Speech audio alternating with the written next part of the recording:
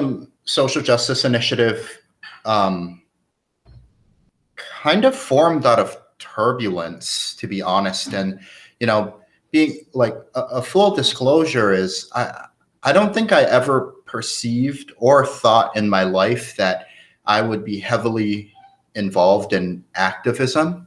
I think that this summer, for many individuals, made a lot of people realize that neutrality is not really an option.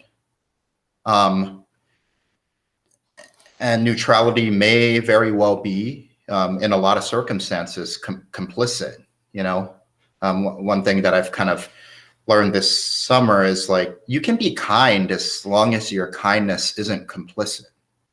We have to learn to separate those things. We can be civil as long as it's not complicit. And Tuba-Euphonium Social Justice Initiative sort of came from a number of circumstances. One being just that tense environment, with the hate crimes that had occurred that summer, and thus I started trying to engage a little bit on Facebook, talk about these things. And I tried to talk to people when I saw maybe what could be perceived as a problematic post. One of these kind of, I guess, events turned into like a real source of conflict in a lot of the Tuba-Euphonium community, and it kind of it led to a lot of conversations being had, and some individuals letting me know that, to sustain this momentum that had been created, perhaps an organization could be formed.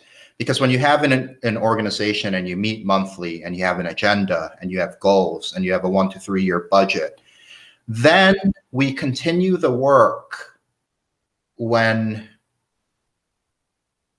it's the end of November and we're like, oh yay, Thanksgiving, I have just enough energy to get to Christmas, but I actually don't have enough energy to get to Christmas, and it couldn't come soon enough. Yeah. We sustain the work, and by having organization, I realized that, Black lives still matter when we're really tired. Mm-hmm. Black lives still matter when, it's not in the media. Like, by having organization, these underrepresented folks still matter when it's more difficult for it to do so. So that's how it kind of formed. There was conflict, but there was momentum. A lot of people in the Tuba-Euphonium community were speaking, having conversation, and then a few people pushed me to kind of try to form an organization. And I really, in the beginning, didn't want to, because how can one person lead an organization to try to represent all underrepresented people?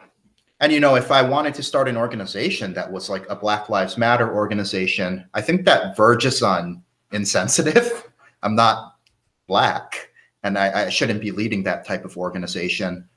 And so I tried to assemble a diverse executive committee, and we've just kind of gone from there, watching the organization kind of form. It started as like a page where we had conversation, but that page was always just trying to garner support to eventually have an organization that becomes a nonprofit. Yeah.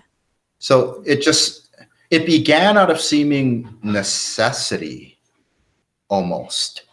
And yeah, I didn't have a grand vision. Each thing just happened to me, and I tried to respond. Like, in Frozen 2, like, have you watched Frozen 2? Like, do the next right thing. Yeah. And I just kept trying to do and continue to try to do the next right thing. Because the problem with social justice and what makes everyone uncomfortable is that there's no good thing sometimes, it seems.